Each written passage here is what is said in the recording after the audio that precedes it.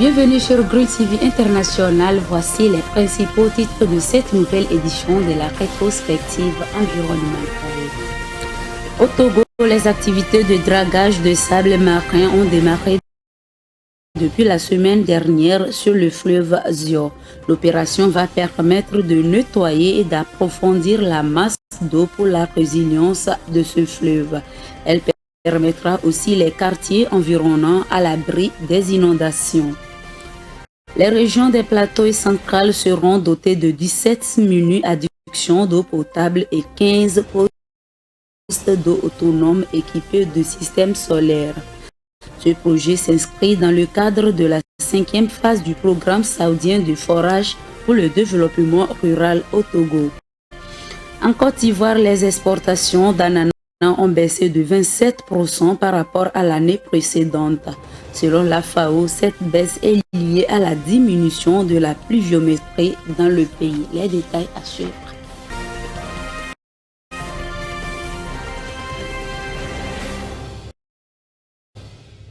La budgétisation verte au Togo a été mise en avant comme une priorité cruciale lors d'une réunion récente des cadres du ministère de l'économie et des finances.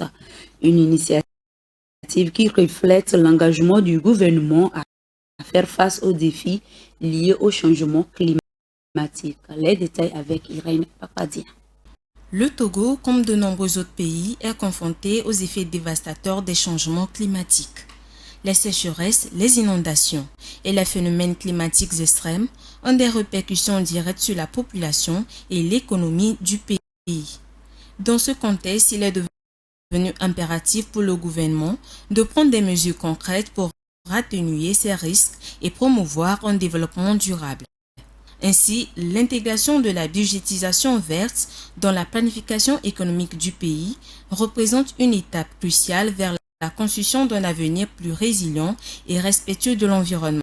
Pour l'année 2024, les priorités du gouvernement seront axées sur la poursuite de l'exécution des projets et programmes de la feuille de route gouvernementale, du soutien à la résilience de l'économie et aux couches les plus vulnérables, du financement des élections législatives et régionales, de la défense de l'intégrité du territoire national et la consolidation de la paix, conception non faite, entre autres, dans les secteurs de la santé, des travaux publics, de l'économie maritime, de la pêche, du secteur agricole, de l'économie numérique, du commerce, de l'industrie et de l'environnement. Selon la formatrice de l'atelier, conseillère du FMI auprès du ministre de l'économie et des finances, Amina Bila Bambara, la contribution du Togo aux émissions mondiales de gaz à effet de serre est seulement de 0,02% des émissions mondiales. C'est-à-dire que le Togo fait des efforts pour sa contribution à la réduction des gaz à effet de serre et cela traduit bien la vision et les ambitions du chef de l'État. Le Togo a pris part à la 6e Assemblée des Nations Unies pour l'environnement tenue la semaine dernière à Nairobi, au Kenya. La délégation s'est pleinement engagée dans les débats sur la protection de l'environnement. Les enjeux et objectifs de la participation du Togo à cette assemblée avec Léon Sabo. La 6e Assemblée des Nations Unies pour l'environnement ANUE6, qui a eu lieu du 26 février au 1er mars 2024 à Nairobi au Kenya, était axée sur la perte de la biodiversité et la pollution. Le Togo y a également participé, contribuant aux discussions sur les défis environnementaux mondiaux. Au cours de cette plénière, la délégation togolaise a pris part à des tables rondes et ateliers sur des thèmes de lutte contre le réchauffement climatique, de la préservation de la biodiversité et d'une économie verte et durable. Madame Mary a affirmé que le Togo, en participant à cette assemblée, est signataire de plusieurs conventions environnementales. Ceci constitue une étape naturelle pour honorer les engagements puisque l'institution fédère toutes ces conventions. À la fin des discussions, plusieurs sujets comme la pollution, la gestion des déchets, de l'eau, le braconnage et l'éducation sur l'environnement seront adoptés et soumis au ministre. La directrice ajoute également que la priorité est de respecter la feuille de route gouvernementale 2020-2025, renfermant plus de 36 projets, particulièrement l'accessibilité et le développement des énergies renouvelables. Rappelons que la NUE est la plus haute instance mondiale en environnement. Plus de 180 pays y ont participé, avec 9 résolutions adoptées sur 19 soumises et une déclaration universelle. Une opération d'ingénierie a commencé depuis la semaine dernière dans le fleuve Zio. L'opération consiste à nettoyer et à approfondir la masse d'eau de cette rivière et à enlever les roches et sédiments afin de contribuer à augmenter la capacité de transport de l'eau.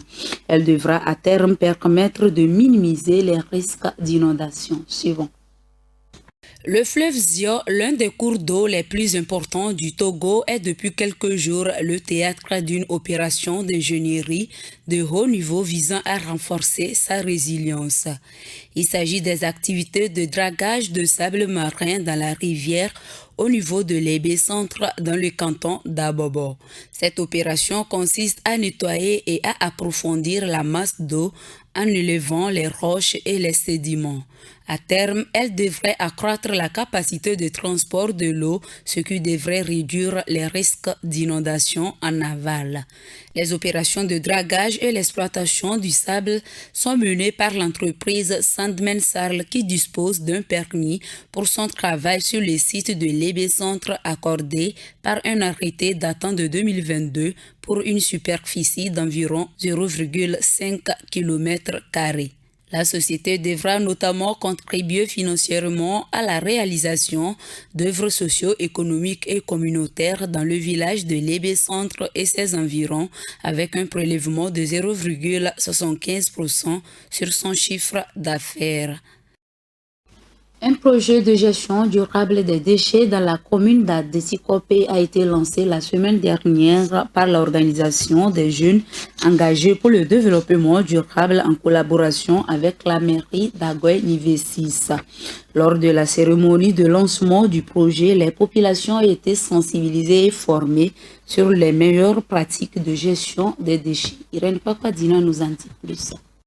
Dans le cadre de la lutte contre la pollution dans la commune d'Adesikope, l'ONG OGET Togo a élaboré la première phase du projet Biogaz Togo qui vise à doter à la mairie d'Agoy Nivé 6 des poubelles pour une gestion durable des déchets.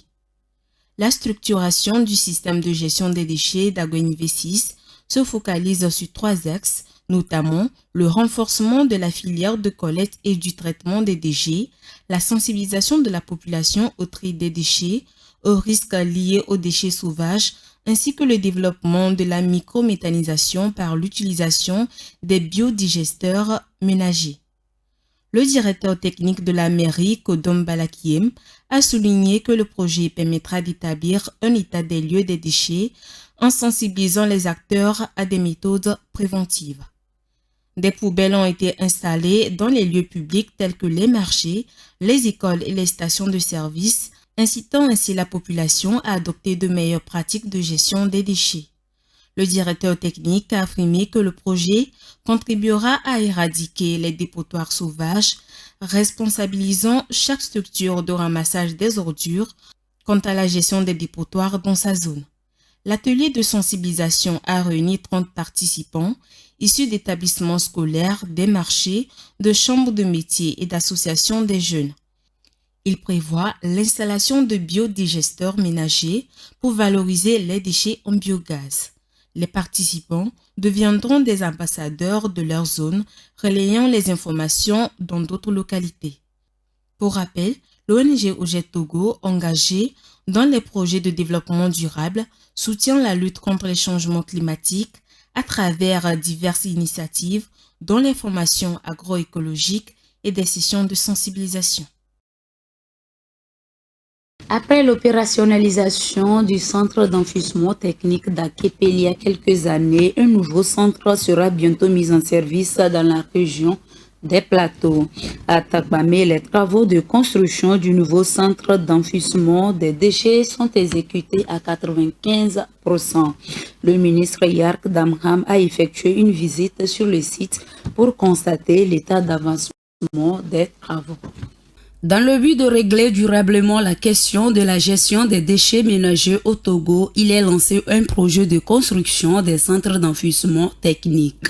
Après la construction du centre d'enfouissement d'Akepe dans la région maritime, c'est au tour de la région des plateaux. À Atakpamé, les travaux de construction du centre d'enfouissement des déchets sont exécutés à 95% selon le ministre d'État chargé de l'eau et de l'hydraulique villageoise Yark Damhan. Une fois opérationnelle, l'infrastructure devra permettre le traitement de tous les déchets collectés dans la ville d'Atakpamé. Elle est composée d'une voirie interne, des casiers, du bassin et d'une plateforme de séchage. Le ministre d'État chargé de l'eau et de l'hydraulique villageoise Yark Damhan a effectué une visite sur le site du futur centre d'enfouissement des déchets d'Atakpamé et a constaté avec satisfaction l'avancement des travaux. Il est à noter que les travaux sont financés conjointement par le gouvernement togolais et l'Union européenne, soulignant l'engagement international envers le développement durable et la gestion efficace des déchets. Cette nouvelle infrastructure contribuera non seulement à améliorer l'hygiène et la propreté de la ville, mais aussi à promouvoir des pratiques respectueuses de l'environnement. La collaboration entre le gouvernement togolais et l'Union européenne témoigne de l'importance accordée à la protection de l'environnement et au bien-être des citoyens. Le chantier progresse à un rythme soutenu et la livraison prévue du projet représente une étape cruciale dans la transformation de la gestion des déchets à Atakpamé. L'achèvement de ce centre d'enfouissement des déchets marquera une avancée significative vers un environnement plus sain et durable pour les résidents de la ville. La santé des populations passe aussi par l'eau potable. Pour justement rendre cette denrée accessible aux habitants, le Togo vient de lancer avec le soutien des Saoudiens la phase 5 du programme de forage de puits et de développement rural en Afrique. Le programme a été lancé à Kasaboua dans la commune 3 pour le compte de la préfecture des Plateaux et Centrales. Suivant. 17 mini-adductions d'eau potable et 15 postes d'eau autonomes équipés de systèmes solaires seront réalisés dans les régions des Plateaux et Centrales dans les jours à venir. La réalisation de ces infrastructures s'inscrit dans le cadre de la 5e phase du programme saoudien de puits et de forage pour le développement rural au Togo. À Kasaboua, le projet a été lancé officiellement par le ministre d'État, ministre de l'eau et de l'hydraulique villageoise, Yark Damhan. Nous sommes à Kasaboua au nom du gouvernement lancé le programme saoudien du développement. C'est un programme financé par le Royaume d'Arabie Saoudite à hauteur de 2,5 milliards pour accompagner notre pays dans l'accès à l'eau potable. C'est un programme qui concerne deux régions, la région des Plateaux et la région centrale. Ça consiste à réaliser 17 mini-additions d'eau, 15 forages qui seront servis par les panneaux solaires. Maintenant, nous avons évolué des forages à motricité, à pompe à motricité humaine vers les mini-additions d'eau et des forages photovoltaïque. Ce nouveau programme soutenu par les Saoudiens est un accord signé entre le Togo et le Royaume de l'Arabie Saoudite en 2016. L'ambition du gouvernement togolais est de fournir de l'eau potable à au moins 85% de la population d'ici à 2025. Le projet est donc important pour le Togo d'atteindre ses objectifs de développement durable ODD. Pour rappel, le lancement de ce projet vient s'ajouter à d'autres au travers desquels des ouvrages de fourniture d'eau potable sont en construction en vue d'atteindre la couverture universelle à l'horizon 2030. En Côte d'Ivoire, la filière ananas est actuellement confrontée à des difficultés. Selon la FAO, la baisse de la pluviométrie a eu des impacts sur les zones de production d'ananas dans ce pays. Conséquence, les exportations d'ananas ont connu une baisse de 27% par rapport à l'année dernière. La filière ananas en Côte d'Ivoire traverse actuellement une période difficile marquée par une baisse significative des exportations. exportations. Selon l'Organisation pour l'alimentation et l'agriculture FAO, les exportations d'ananas ont atteint près de 23 000 tonnes en 2023, enregistrant une baisse de 27% par rapport à l'année précédente. Des exportations qui révèlent des problèmes structurels dans cette filière qui peine à anticiper la prochaine saison. Ceci pose un défi majeur car environ 70% de la production locale est destinée à l'exportation, principalement vers l'Europe. La FAO a identifié une diminution de la pluviométrie comme l'une des causes de cette situation. En 2023, la Sodexam, responsable des prévisions météorologiques, a constaté une baisse de 7% de la pluviométrie par rapport à la moyenne des 30 dernières années. Les perspectives pour 2024 indiquent des sécheresses potentielles qui pourraient impacter la disponibilité en eau dans les barrages hydroélectriques. Cependant, la baisse de la production semble également être le résultat des problèmes structurels tels que des difficultés de financement et d'accès à des semences certifiées. De plus, la hausse du prix des intrants comme le sac d'engrais a impacté les coûts de production, conduisant certains producteurs à négliger l'entretien de leurs plantations. Face à ces défis, certains producteurs cherchent des solutions à long terme. Ils misent sur le développement de l'agriculture biologique, une production de plus en plus demandée au niveau de l'exportation. L'île de Madagascar, située au large de la côte sud-est de l'Afrique, devrait enregistrer une sécheresse accrue au cours de l'année 2024.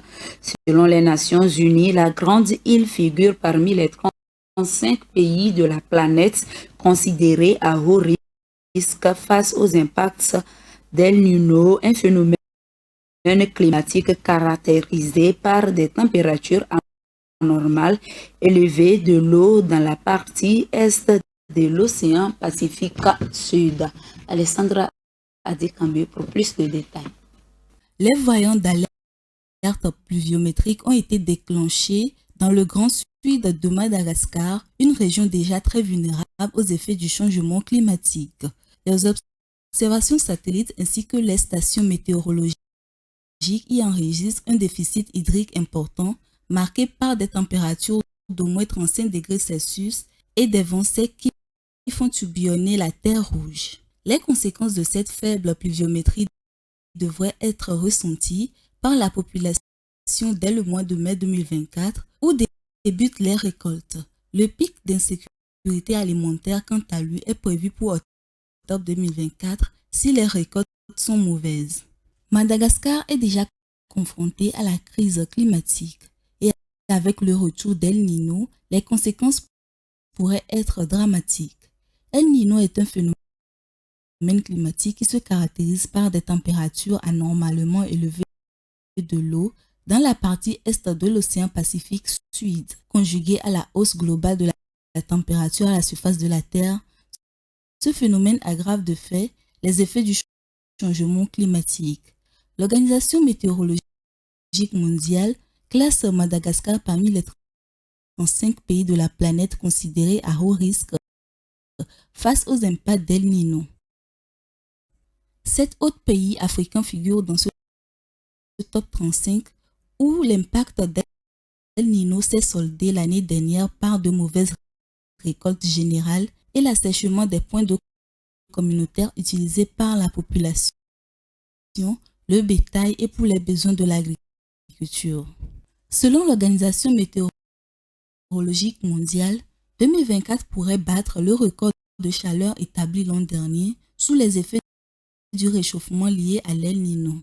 Dans la région du Grand Sud de Madagascar, où environ 45% de la population de certains districts est confrontée à des niveaux d'insécurité alimentaire aigus, les acteurs humanitaires craignent que la sécheresse n'amplifie les vulnérabilités inexistantes. Lors du dernier épisode d'El Niño en 2015-2016, la région a été frappée par une grave sécheresse. Le coût de la réponse humanitaire qui a duré 3 ans a été estimé à 180 millions de dollars. Dans le cadre du Plan national de réponse humanitaire 2023-2024, le gouvernement malgache et ses partenaires comptent venir en aide à environ 1,6 million de personnes affamées par la crise climatique. Un plan pour lequel la communauté internationale est appelée à mobiliser 162 millions de dollars.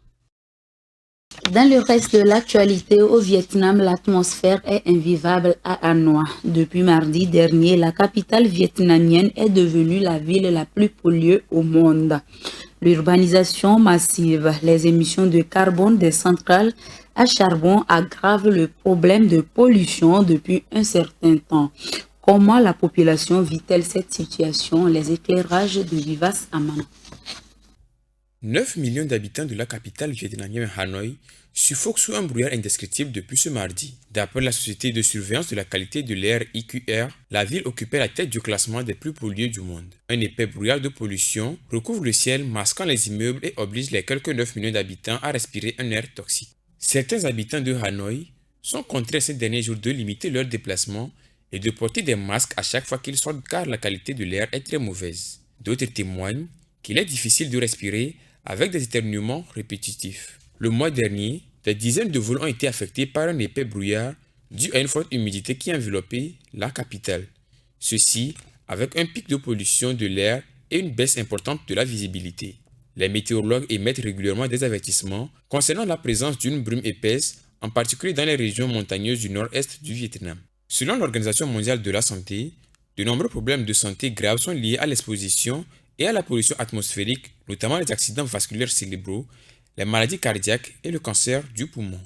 Le dernier rapport de la Banque mondiale sur la pollution atmosphérique indique que 40% des habitants de Hanoï sont exposés à des concentrations près de 5 fois supérieures aux recommandations de l'OMS.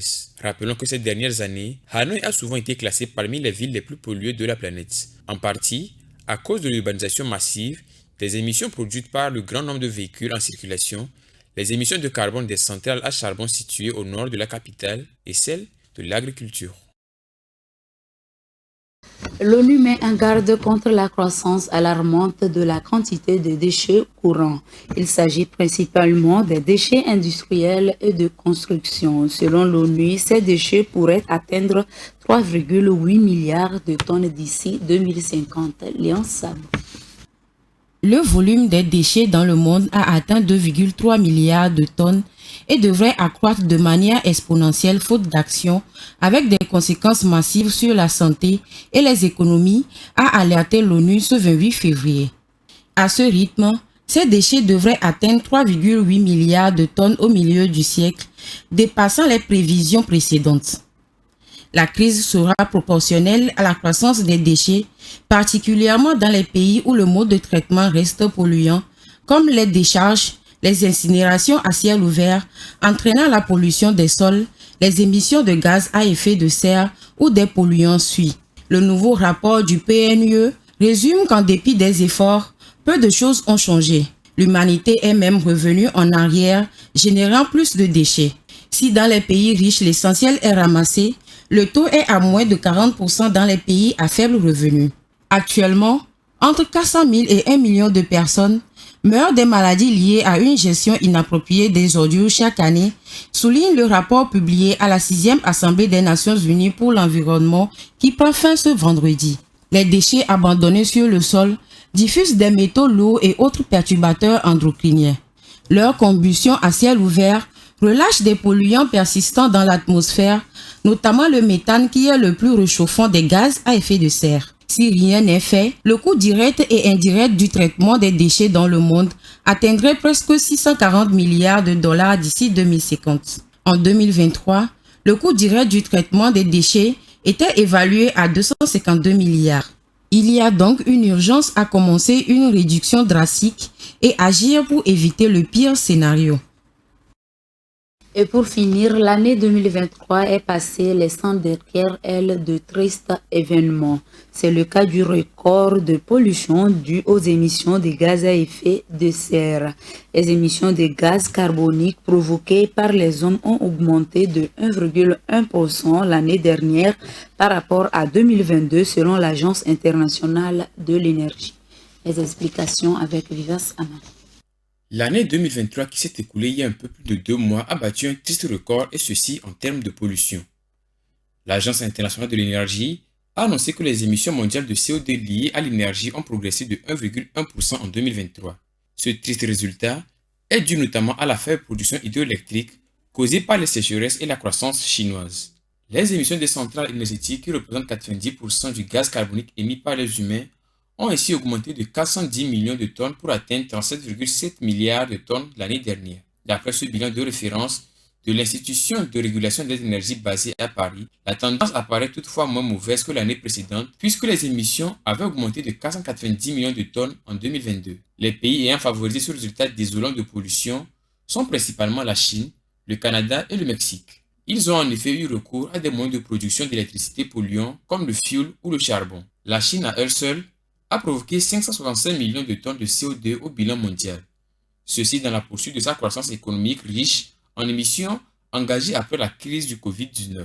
Cette posture de l'empire du milieu s'oppose à celle des économies avancées qui ont vu leur pollution enregistrer une baisse record malgré la progression de leur économie avec notamment un recours au charbon au plus bas depuis les années 1900. C'est une situation qui n'augure d'aucun avenir prometteur pour le climat car les chiffres de 2023 ne sont pas dans le bon sens. Selon le GIEC, les émissions de gaz à effet de serre tous secteurs confondus doivent chuter de 43% d'ici 2030 par rapport à 2019 pour espérer tenir la limite 1,5 degré Celsius fixée par l'accord de Paris.